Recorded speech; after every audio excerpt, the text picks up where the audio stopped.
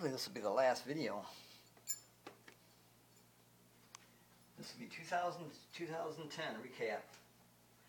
And okay, from 2000 to 2005 I worked at Intercal, making $17 an hour, and all benefits were paid. Well, I already discussed this in the other video, but all benefits were paid by the company. We had no premium, and I made $17 an hour. So all benefits paid, plus we got a $6,000 profit sharing a year. So then I wasn't called back in 1906 to come back, and I was in the union, so I had to quit the union to get the 401k so I could make up my bills that I was behind. But I got good unemployment though. I got $720 every 2 weeks, or $360 every week. So, but I was paid every 2 weeks. So I got $720 every 2 weeks unemployment. I was, you know, what video am I gonna watch? You know, what video game I'm gonna play? What, you know, where will I go today in my car? You know. Okay, my cars. My cars. I had three brand new cars throughout my whole life. I had a 1989 Daytona Red with silver bottom part.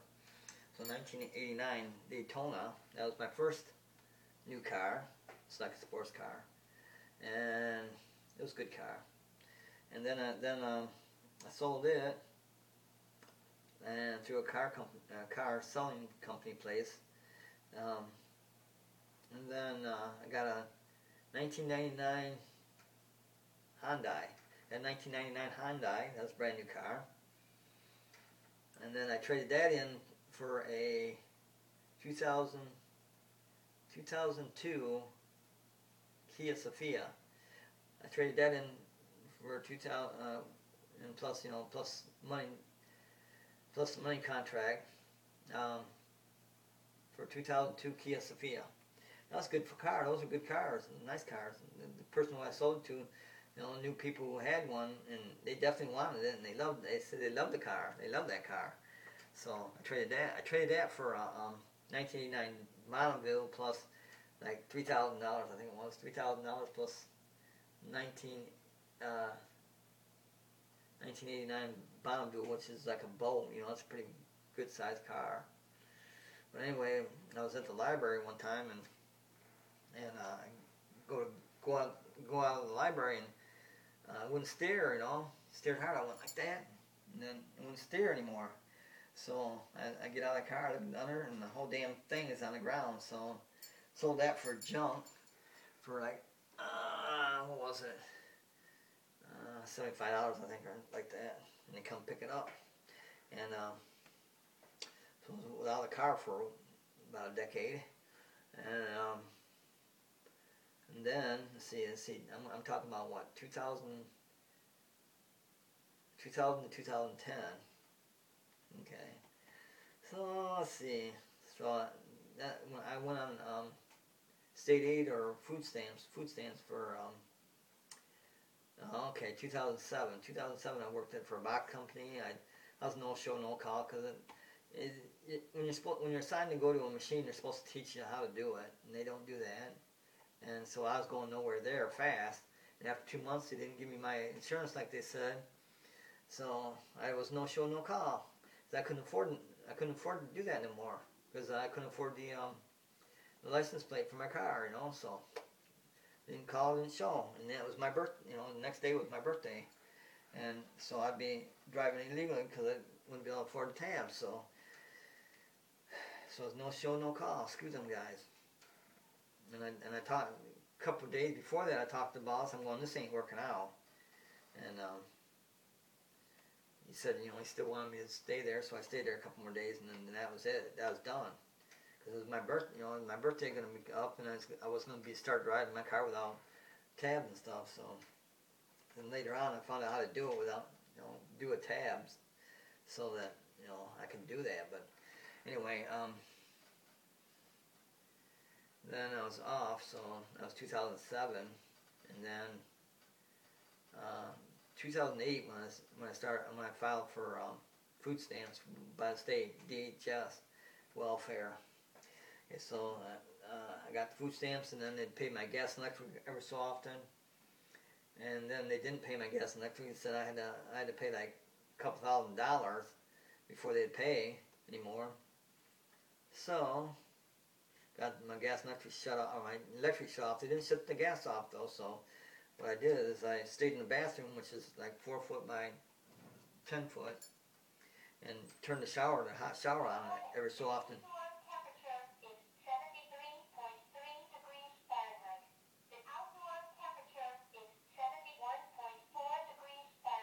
That's been talking to Mummer.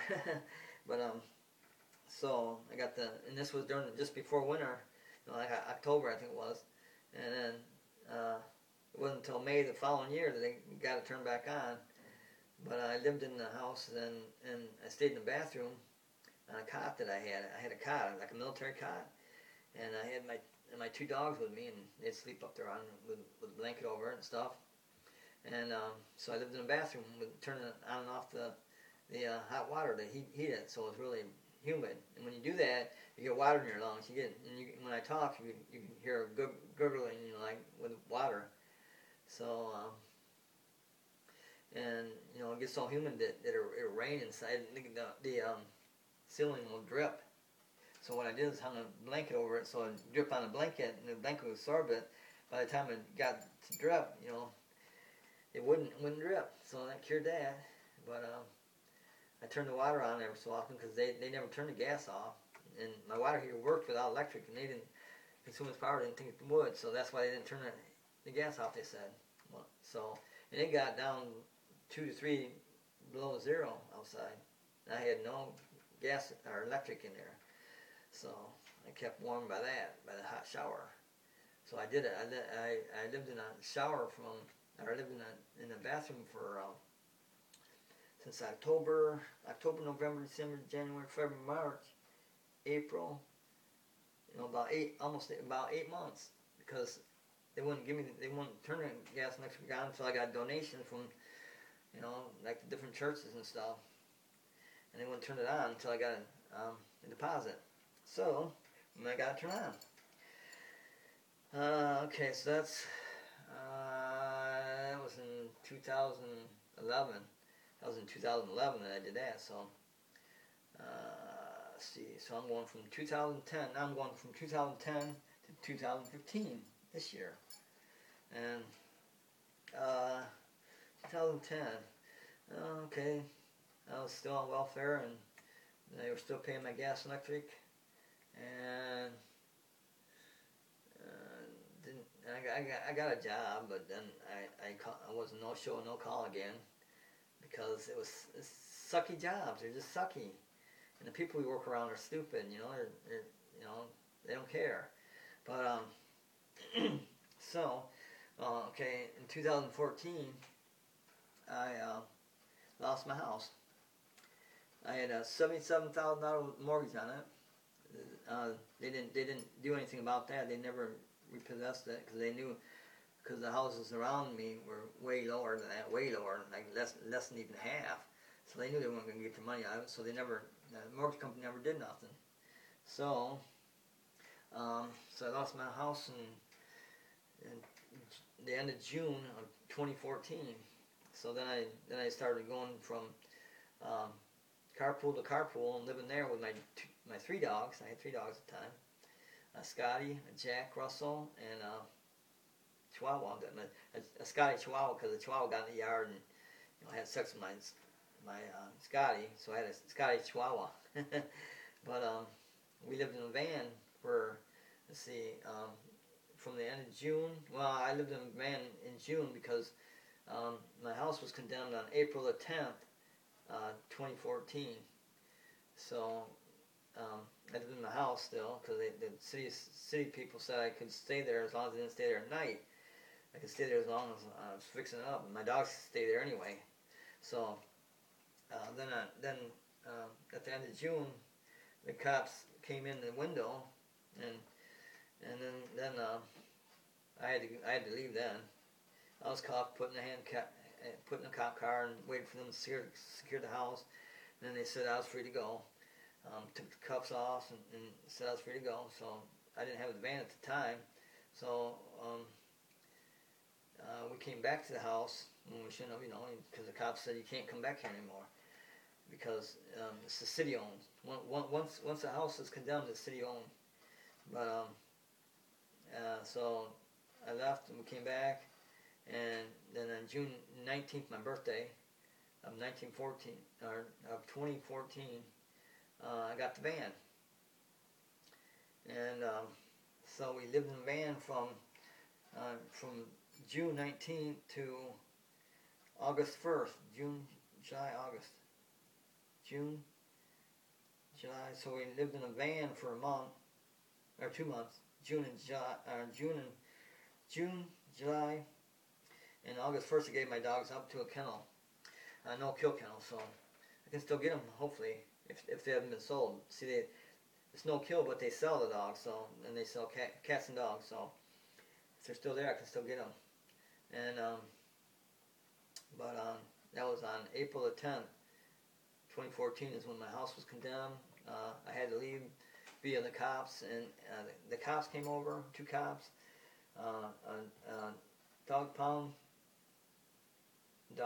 came over, and the city was also there, and they said, "Oh, we didn't tell you could stay here as long as you're fixing it." They didn't say that, so they lied their ass off, because that's what they told me. I want to make sure I could stay there, and they said I could stay there as long as I was fixing it up, which I never was, and I stayed there anyway because I didn't have anywhere else to go. But when I got the van, we did carpools, and then we went to a truck stop for the last week or so, and then I gave the dogs to the kennel, and that's 2014.